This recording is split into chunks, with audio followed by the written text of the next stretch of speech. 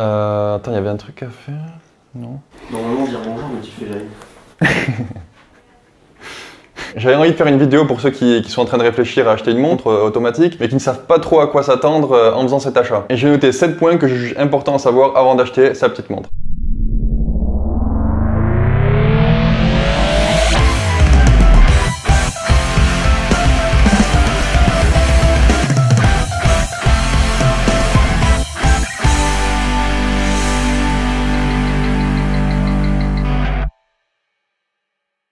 Alors déjà, première chose basique, les montres automatiques sont aussi des montres mécaniques. Je sais qu'il y a des gens qui ne comprennent pas forcément la différence entre une montre automatique et une montre mécanique. Et en fait, c'est pas compliqué puisqu'une montre automatique, c'est une montre mécanique qui se remonte toute seule, automatiquement. En réalité, c'est pas vraiment toute seule, mais c'est grâce au mouvement de notre poignet. Un mouvement mécanique, c'est un type de mouvement composé de ressorts et d'engrenages et en fonction de la manière dont on le remonte, il est automatique ou manuel. Il existe des mouvements mécaniques uniquement manuels et la seule façon de les remonter, c'est en tournant la couronne. Mais aujourd'hui, presque tous les mouvements mécaniques sont automatiques, avec la possibilité de les remonter manuellement en plus. Deuxième chose, une montre automatique ne sera jamais aussi précise qu'une montre à quartz à 10 €. Les montres mécaniques, même si elles peuvent être très précises et qu'elles ont une précision largement suffisante pour la plupart des besoins pratiques et quotidiens, elles ne seront jamais aussi précises qu'une montre à quartz alimentée par une pile. Pour que vous vous rendez compte à quel point c'est pas vraiment précis, l'un des critères de la certification chronomètre par le contrôle officiel suisse des chronomètres est d'avoir une moyenne entre -4 et +6 secondes par jour. Il y a plein de montres qui font mieux, mais pour dire c'est déjà considéré comme excellent, alors qu'une montre à quartz c'est dans les 15 secondes par mois. Et je parle même pas des montres connectées qui sont encore plus précises. Du coup, si on veut vraiment de la précision, que c'est très important pour nous, une montre mécanique n'est peut-être pas le meilleur choix. Troisième chose à savoir, elles ont besoin d'être portées. Il n'y a pas de fréquence exacte et ça dépend des mouvements, de l'âge de la montre, etc.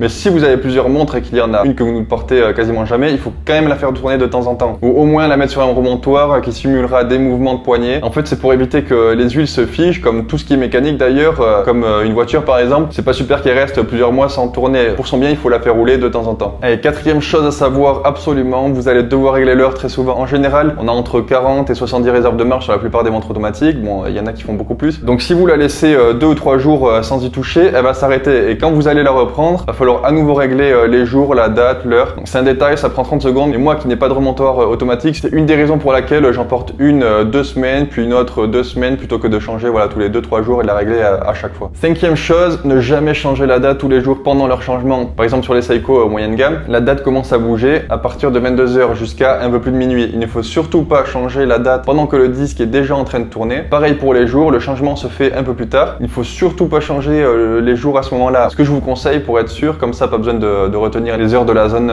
de la mort, vous mettez à 6 h, vous réglez le jour, la date et ensuite vous réglez l'heure. Bon, faut qu'il soit plus de 6 h du matin. J'ai fait une vidéo pour vous apprendre à régler l'heure de toute façon. Vous tapez BB mode, régler l'heure sur YouTube et vous allez trouver. Bref, voilà, il ne faut surtout pas faire ça parce que ça peut endommager votre mouvement. Sixième chose, la trotteuse ne saute pas. En réalité, si, mais le nombre d'alternances par heure est tellement plus élevé sur les montres mécaniques qu'on a l'impression qu'elle glisse. Et plus on monte en gamme sur les automatiques et plus la fréquence est élevée en général, jusqu'à avoir une illusion proche de la perfection sur les mouvements high beat, où on ne peut même plus apercevoir le micro-saccadement. C'est vraiment ultra fluide. Et pour savoir si une montre est automatique, vous avez juste à regarder la trotteuse bouger et en une seconde, vous savez si c'est une quartz ou une automatique. Il y a des exceptions, je crois, avec des quartz qui ont la trotteuse qui se déplace fluidement, mais c'est exceptionnel. En plus, ça évite d'avoir la trotteuse décalée par rapport aux index. Je sais pas si vous voyez, mais sur certaines montres à quartz, la trotteuse elle saute bien, sauf qu'elles sont pas pile en face de l'index à chaque fois. Donc par exemple, il y a l'index qui a ça, et la trotteuse elle tac, elle se met à côté, ensuite elle va aller à l'autre, tac. Et en fait, elle est jamais vraiment pile sur un index. Du coup, pour les maniaques, ça peut faire chier. Et du coup, si vous êtes maniaque, prenez plutôt une montre automatique et de préférence chez moi. Septième chose, les montres automatiques ne sont pas meilleures que les montres à quartz. On peut pas vraiment prétendre qu'une technologie est meilleure qu'une autre. Ça serait plus logique de traiter les montres à quartz et les montres automatiques